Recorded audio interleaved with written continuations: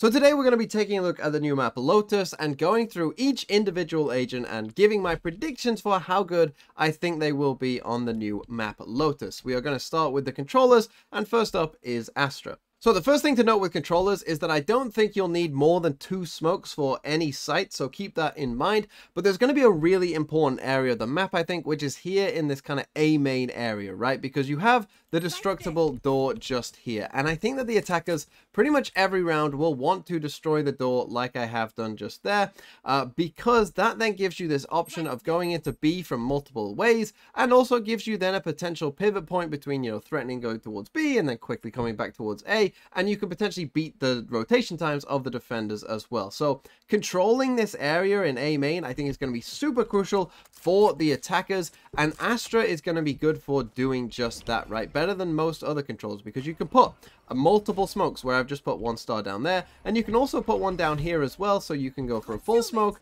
and maybe a recall smoke to cross across here, and it's going to give you a much better chance against any defenders who are getting aggressive in this kind of area, any, you know, operators or anything that might be, you know, looking to play behind this, right, from like back here. This is a very long sight line without a smoke, so I do, you know, an operator down here is very deadly, so you want to have an agent that can smoke this off multiple times potentially, and also go for things like a recall star in there, and then still have smokes left over to actually go to the site, and Astra can do just that. The gravity well is still going to be good in many different positions. You know, there's quite a few little small choke points and whatnot on this map. You know, there's basically 2 here on B straight away for you, so you know, whether it be a stun, whether it be a suck, you know, those are going to be very good in these tighter areas, and the ult is going to be pretty good as well. So Astra, I'm going to put in the A tier. Moving on to Brim, it's not that his ult is bad, or the stim beacon is bad, or the molly is bad, but it's just that he doesn't have those rechargeable smokes. And as I said, you want to be putting, you know, smokes down here, I think, quite often. So if you have to put 1 down here, maybe even 2 down here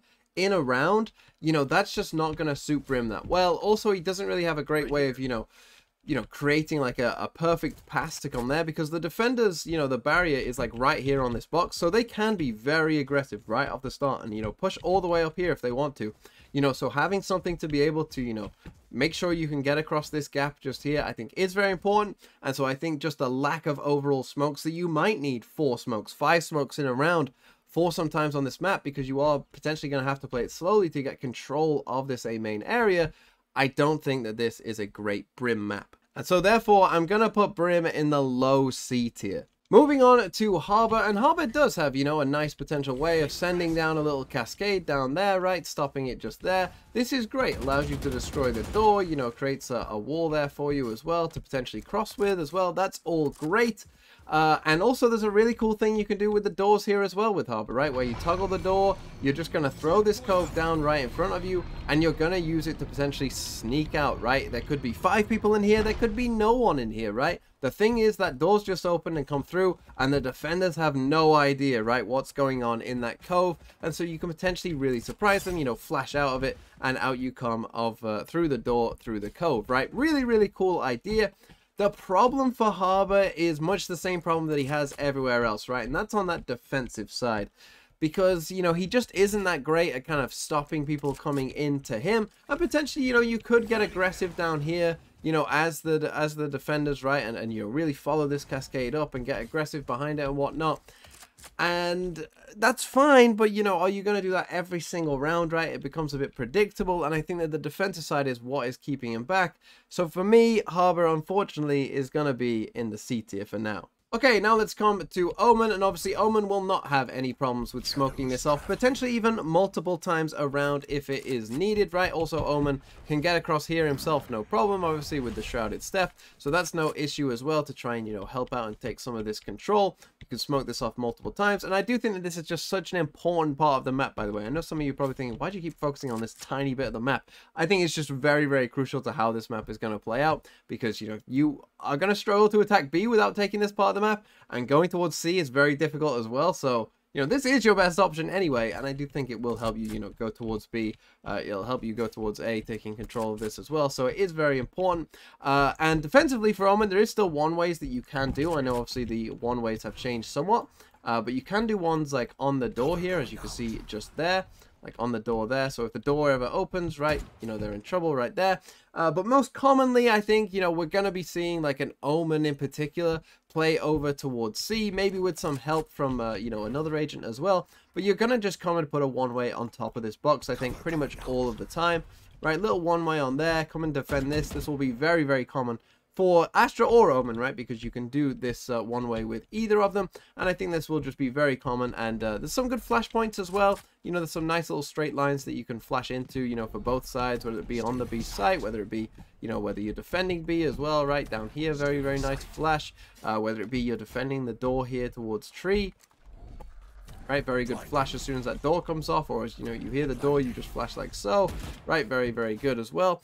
So plenty of decent flashes for Omen to do as well. I think that this is a decent Omen map, and considering how often you can smoke this off, I think that again, Omen will be in the A tier. Now let's move on to Viper, and Viper is one that I'm still kind of very unsure about, so take this with a grain of salt. There are some, you know, good defensive setups. Here's one where you put the wall across B, across A, across the door there as well. You can get your orb like into a position like this and play up here, right, and defend this very well here as well.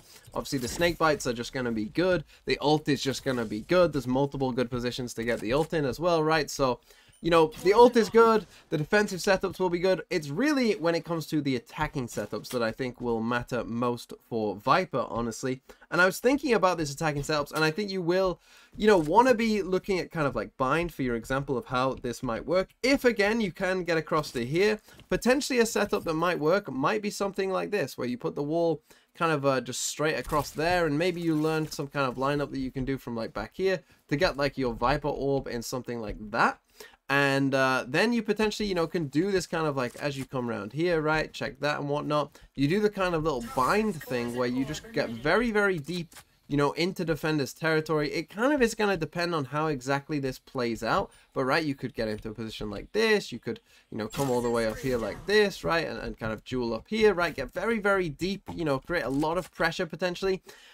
But I am a bit unsure because I need to probably, you know, see how the map is going to be played a bit more. How aggressive are defenders going to be in this part of the map? Because if you can get away with a setup like this and continually just create a lot of pressure on your opponent, then Viper can be very, very good. And there's enough good defensive setups to where Viper could be a very good pick on this map. But because I am unsure, I'm going to say that Viper is a B tier agent on this map. Okay, let's move on to Chamber, and for Chamber to be good on a map, I think you need enough good defensive setups and enough good positions for him to get aggressive in to make it worth it. And I do think there will be setups where that is the case, right? You can come and put, for instance, a trademark in there, and honestly, you could just put this around this corner, right? And go and, you know, swing up here and get aggressive early on. You can put that down before the barriers, right? Take this fight.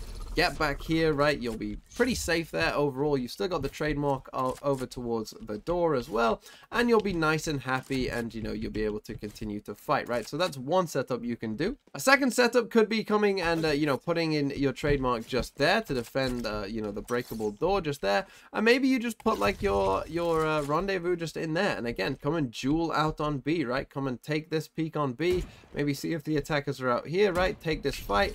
TP back, right? Good, nice little position. Again, you should be pretty safe right here if you've been able to peek all the way up here, right? So that should be pretty good, and you've still got the trademark there as well to alert you of anyone coming around this way. And then on C as well, you could put your trademark in towards B if you wanted to, and come down here, and again, you start much closer than the attackers do here, and get very, very deep indeed, right? Really fight for that space, and then come back again. And so overall for Chamber, I would say that he's in that B tier of agents where there are enough different interesting setups for Chamber where I think you can get aggressive and still be safe, right? Where he is still usable on the map for sure, but I still don't think, and I think his attacking, you know, availability and his attacking potential is somewhat limited. So I'm only going to put him in the B tier for now. Moving on to Cypher, and when it came to Cypher, he does have some advantages, like on the attacking side, you know, he could be the one that just puts down a cage just there and allows you to potentially cross across there. The thing is with Cypher, I don't think I found quite enough good cameras and good, you know, positions for his trips and camera and stuff to really think like, oh, this is an amazing Cypher map. There's still enough there to where I think he's okay.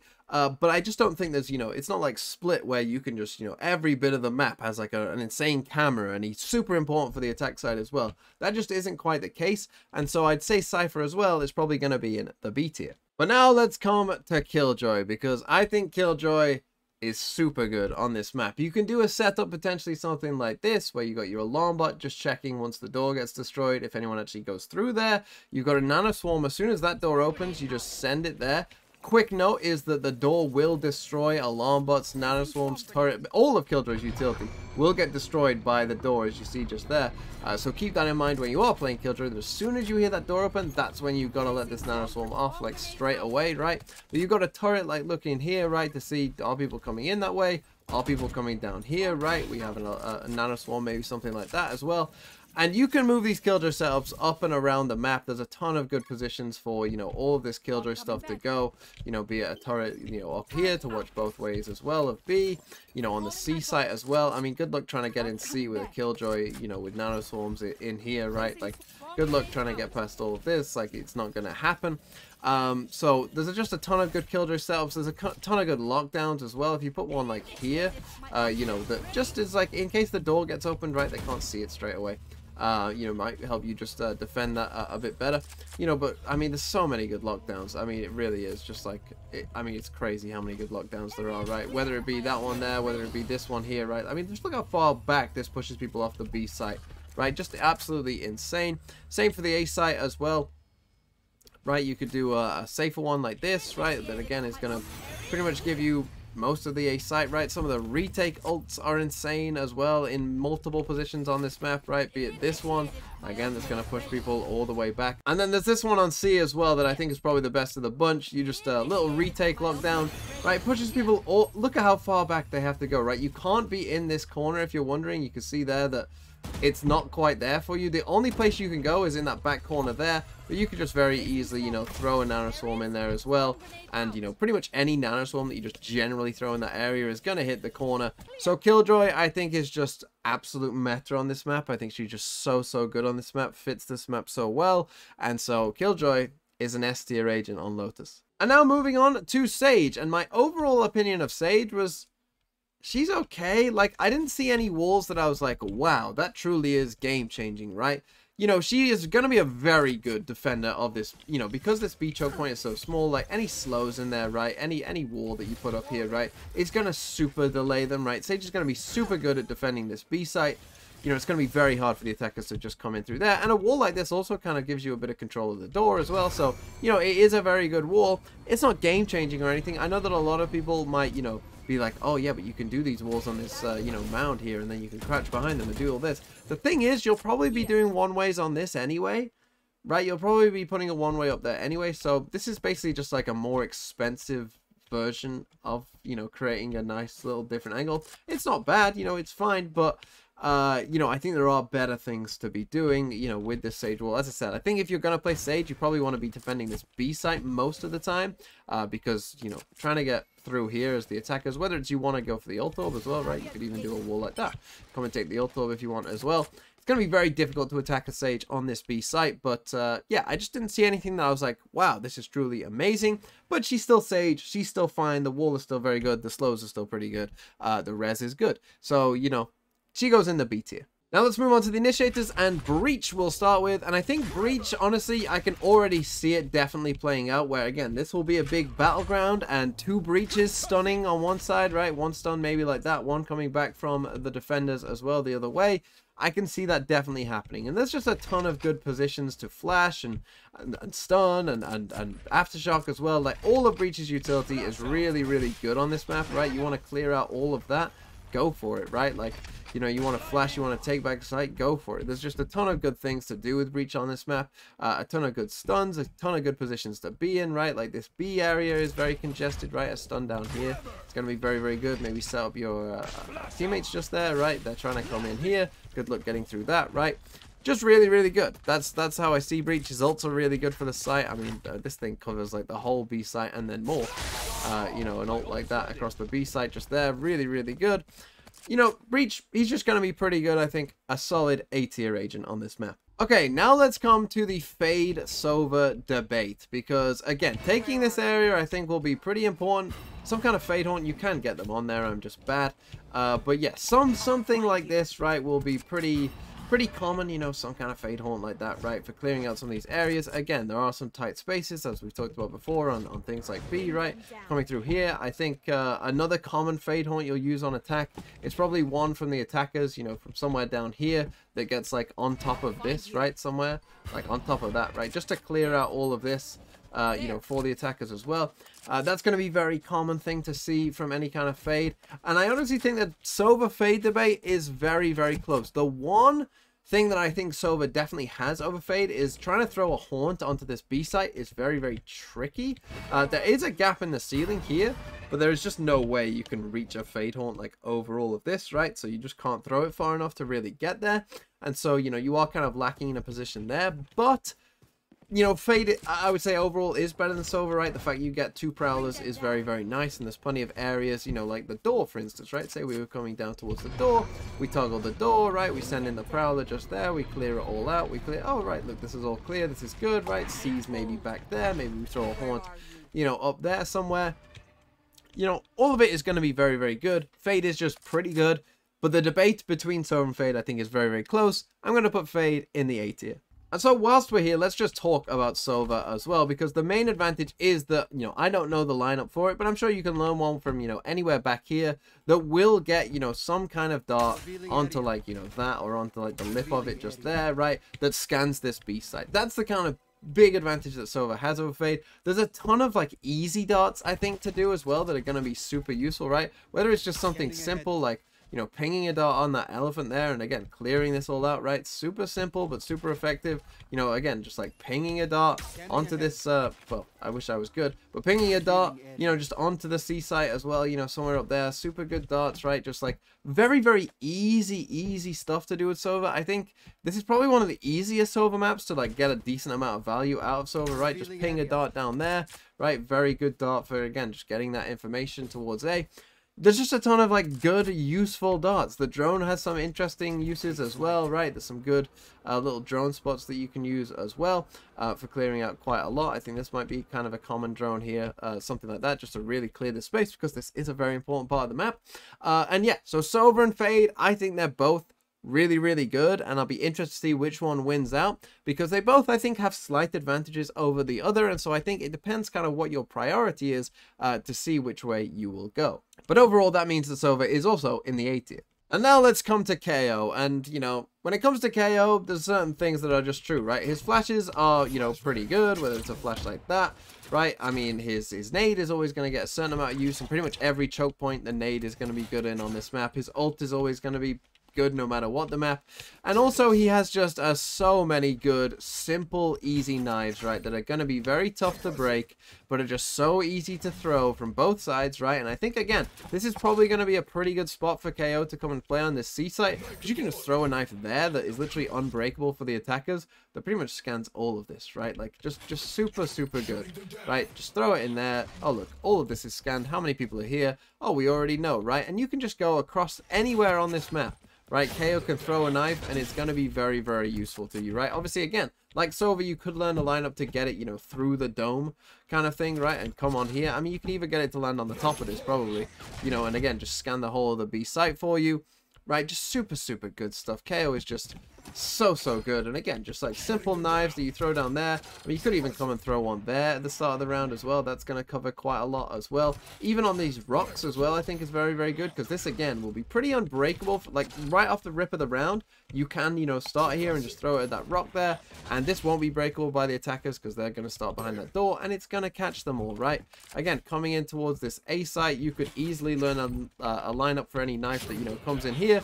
Oh, look, it covers the entire A site, right? Like, KO is just really good, and this map is good for KO, because there's so many good knives. The flashes are going to be good, the nade's going to be good, the ult's going to be good, and so KO is going to be really good. He's going to go in the S tier.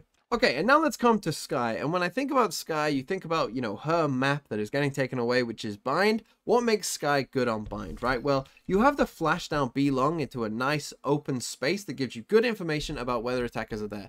And great news for Skye is that this map basically has the same thing, right? Be it a flash down there into a pretty open space down here, or on the C site as well, exact same thing, where you can send a flash out, right, and it goes into a nice open area down there, down C, and you can figure out, is anyone in this big open area just there, right? So super valuable, right, to get that information nice and early for Skye. The problem is, I think, for Skye, is that when you think about the rest of Bind, it's quite a, you know, closed, condensed, like tight space area map, and that allows the dog to thrive, right? That you can get around these corners and you can really get very good information and often get stuns with the dog.